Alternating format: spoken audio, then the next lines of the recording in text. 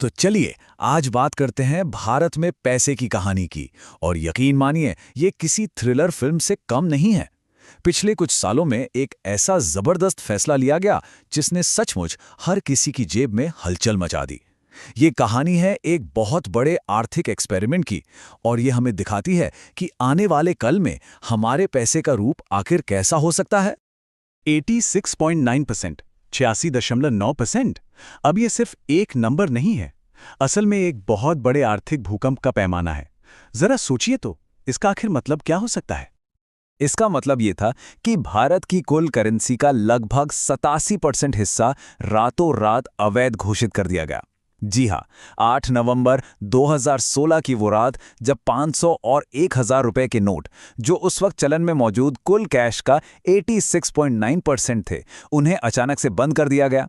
ये एक ऐसा फैसला था जिसने पूरे देश को हिलाकर रख दिया और हम सब ने बैंकों के बाहर वो लंबी लंबी लाइनें देखी। अब 2016 की घटना ने बेशक हम सबको चौंका दिया, पर सच तो ये है कि भारत के लिए ये कोई एकदम नई बात नहीं थी। हमारे इतिहास में पहले भी ऐसे कदम उठाए जा चुके हैं। हाँ, ये बात और है कि उनका पैमाना इतना बड़ा कभी नहीं रहा। अगर हम इतिहास में पीछे जाएं तो देखिए, 1946 में यानी आज़ादी से भी पहले और फिर 1978 में दोनों ही बार बड़े नोटों को बंद किया गया था और मकसद दोनों ही बार एक ही था, काले धन पर रोक लगाना। लेकिन 2016 में जो हुआ वो बिल्कुल अलग था। उसका स्केल, उसका पैमाना अभूतपूर्व था। क्यों? क्योंकि इस बार जो नोट बंद हुए वो सिर्फ अमीरों की तिजोरियों में नहीं थे, वो आम लोगों की रोजमर्रा की जिंदगी का हिस्सा थे। ये टेबल इस फर्क को और भी साफ कर देती है। देखिए, 1946 और 1978 में सर्कुलेशन में मौजूद करेंसी का बहुत ही छोटा हिस्सा, मतलब 12% से भी कम, प्रभावित हुआ था। लेकिन 2016 में यह आंकड़ा सीधा उछलकर लगभग 87% पे पहुंच गया। एक और बहुत बड़ा फर्क था।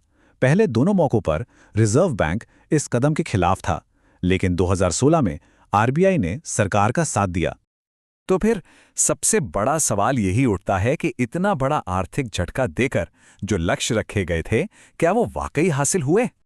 सरकार की तरफ से 4 मुख्य उद्देश्य बताए गए थे। पहला, अर्थव्यवस्था से ब्लैक मनी को बाहर निकालना। दूसरा, जाली नोटों को रोकना।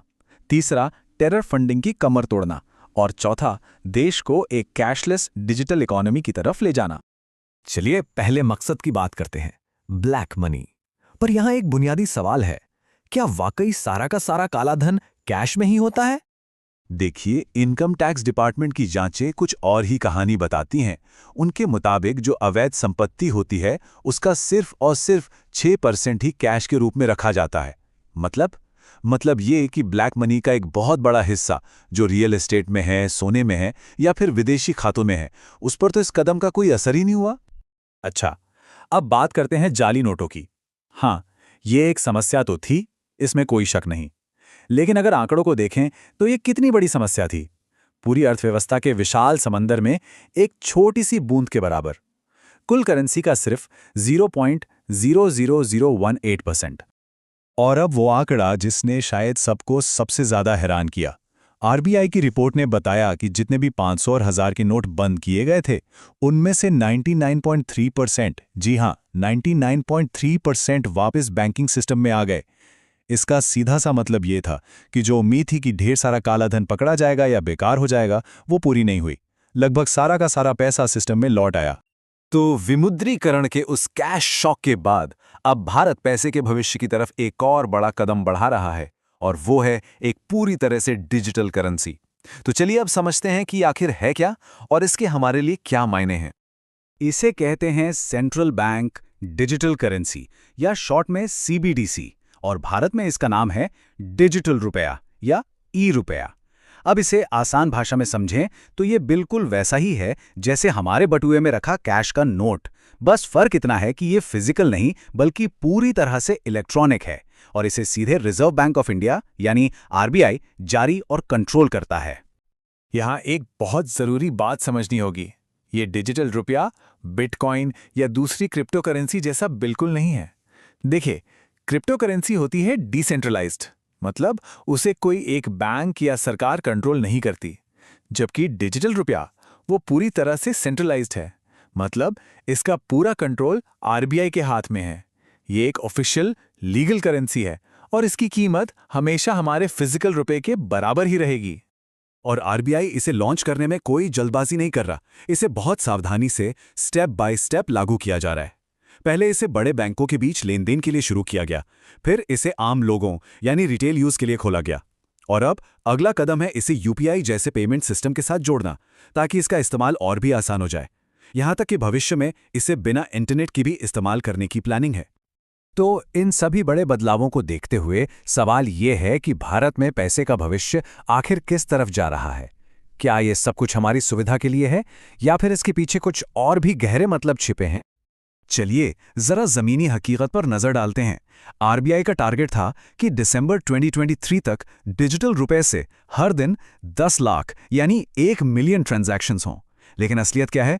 जून 2024 तक ये आंकड़ा सिर्फ 1 लाख तक ही पहुंच पाया। मतलब लक्ष्य और हकीकत के बीच एक बहुत बड़ा फासला है। और ये आंकड़ा तो शायद और भी सोचने पर मजबूर करता है। 2 साल के पायलट प्रोजेक्ट के बाद भी डिजिटल रुपए का इस्तेमाल सर्कुलेशन में मौजूद कुल बैंक नोटों का महज 0.006% है। इससे एक बात तो साफ है कि लोगों ने इसे अभी तक खुले दिल से नहीं अपनाया है। और यहीं पर आकर हम इस कहानी के सबसे बड़े सवाल पर पहुंचते हैं।